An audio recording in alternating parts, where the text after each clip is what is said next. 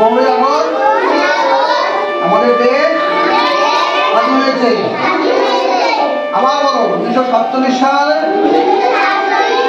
15ই August আমাদের ভারতবর্ষ স্বাধীন হয়েছে।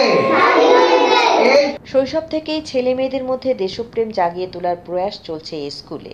1947 সালের 15ই আগস্ট ভারতবর্ষ স্বাধীন হয়েছে। দেশকে স্বাধীন করতে নেতাজি সুভাষচন্দ্র বসু, ক্ষুদিরাম বসু, ভগৎ সিং সহ আরও বহু বিপ্লবী দেশপ্রেমিকের বিরাট অবদান রয়েছে। তাই শৈশবেই শিশুদের মধ্যে দেশপ্রেমের বার্তা ছড়িয়ে দিতে ব্যাপক কর্মকাণ্ড চালিয়ে যাচ্ছে একটি সরকারি স্কুল। শিলিগুড়ির সেই স্কুলটির নাম হলো দক্ষিণ শান্তিনগর প্রাথমিক বিদ্যালয়। আগামী 15ই আগস্ট স্বাধীনতা দিবসের আগে সেই স্কুলে শিশুদের নিয়ে এখন প্রায় প্রধান শিক্ষক চিত্তরঞ্জন সরকার দেশপ্রেম নিয়ে আলোচনা করছেন।